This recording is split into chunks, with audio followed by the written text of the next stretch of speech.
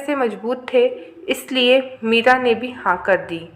ये सोचकर कि घर में नौकर चाकर होंगे तो आराम से करूँगी, रसोई का काम मुझे नहीं करना पड़ेगा। मीरा और केशव की शादी बड़ी धूमधाम से पूरी विधि विधान के साथ संपन्न हुई। मीरा खुशी खुशी अपने मायके से विदा होकर ससुराल पहुंच गई। वह बहुत खुश थी कि इतने बड़े घर की बहू बन गई हूँ।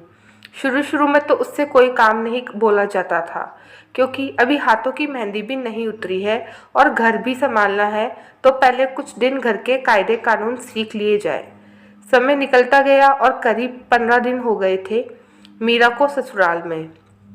इधर मीरा ने देखा कि घर में नौकर तो हैं, पर रसोई का ज़्यादातर काम उसकी सासू माँ खुद ही करती हैं।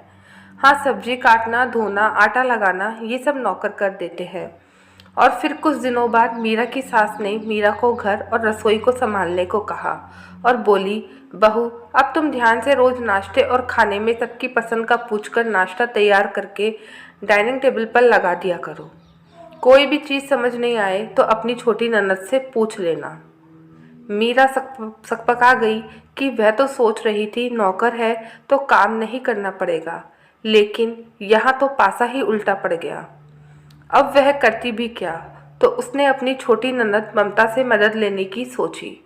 मीरा ने ममता को बताया कि वह खाना बनाना नहीं जानती, उसे बिल्कुल भी दिलचस्पी नहीं रही रसोई में। अब मम्मी जी ने रसोई का भार उस पर डाल दिया है तो वे क्या करे। ममता ने उसे थोड़ा थोड़ा बताया और बोली, आप जब कुछ बनाओ तब मुझसे पूछ लेना, मैं आपको सिखाती जाऊंगी। ऐसे आपको सब आ जाएगा और किसी को पता भी नहीं चलेगा। लेकिन मम्मी जी ने देख लिया तो आपको अगर तो क्या सोचेगी। मीरा ने कहा, अरे कुछ नहीं भाभी, वो सब मैं संभाल लूँगी। बस आपको इतना करना है कि सब अच्छे से सीख जाओ, ताकि कभी अकेले बनाना पड़े या भैया के साथ कहीं जब जाओगी तो आप अच्छे से सब कुछ संभाल लो।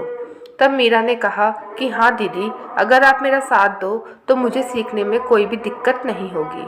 इस घर की बहू हूँ तो किसी को भी उंगली उठाने का मौका नहीं दूंगी। बस फिर क्या था, मीरा थोड़ा थोड़ा सब कुछ सीख गई थी, काम चलाने लायक। वैसे वह खाना अपनी सासू माँ से सबके स्वाद अनुसार पूछकर ही बनाती थी। 1 महीना बीत जाने के बाद मीरा को उसके पति केशव के साथ दूसरे शहर में रहने भेज दिया, जहाँ वे नौकरी करते थे। नए शहर में नए घर में पहुंचकर मीरा खुश थी कि यहाँ कोई बंदिश नहीं होगी। केशव ने भी उससे कहा, जब जैसे मन आए वैसे बनाओ खाओ, ये हमारा घर है, अब इसे अपने तरीके से सजाओ जैसा तुम्हारा मन है। मीरा को थोड़े दिन तो बहुत अच्छा लगा, पर फिर वह अकेली बोर होने लगी।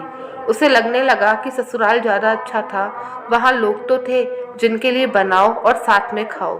केशव तो कभी देर से आते हैं और कभी ऑफिस से खाकर ही आते हैं। समय गुजरता गया, केशव और मीरा को एक बेटा हुआ।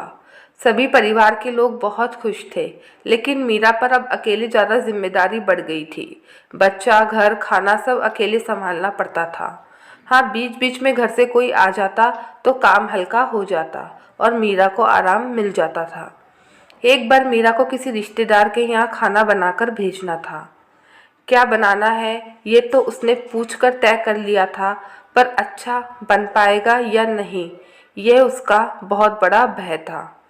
पर अब जैसा भी आता है बनाकर भेजना तो था ही, तो उसने सोशल वीडियो साइट की मदद से तैयारी करके खाना भेज दिया। फिर भी मीरा को मन में डर था कि पता नहीं खाना कैसा बना होगा। खाना अच्छा नहीं बना होगा तो कहने को हो जाएगा कि बहू को तो कुछ ही नहीं आता। मीरा की सास को भी चिंता थी कि पता नहीं कैसा खाना बनाकर भेजा होगा, मेरी नाक तो नीचे नहीं हो जाएगी। 3 दिन बाद मीरा के पास उन रिश्तेदारों का फ़ोन आया और हालचाल पूछने के बाद उन्होंने मीरा की काफ़ी तारीफ़ भी की। मीरा से कहा, तुम तो बहुत ही लजीज और लाजवाब खाना बनाकर भेजा बहू, तुम इतनी होशियार हो ये तो हमें आज ही पता चला। अब तो किसी दिन खातिरदारी करवाने भी घर पर ही आना पड़ेगा। मीरा उनकी बातें सुनकर फूली नहीं समा रही थी। उसने अपनी सासू माँ को ये बात बताई तो उन्होंने भी उसे शाबाशी दी और बोल पड़ी, खुश रहो बहू, तुमने तो हमारी नाक ही ऊंची कर दी। हर कोई तुम्हारे हाथ के खाने की तारीफ करते नहीं थक रहा है। हमें तुम पर गर्व है बहू। दोस्तों, अगर हम चाहें तो अगर हम किसी काम में माहिर नहीं हैं या हमें नहीं आता, पर अगर हम सच्चे दिल से उसे सीखना चाहें तो हम उस चीज़ में ज़रूर कामयाब होंगे और उसे बना भी पाएंगे। आपकी इस बारे में क्या विचार है? कमेंट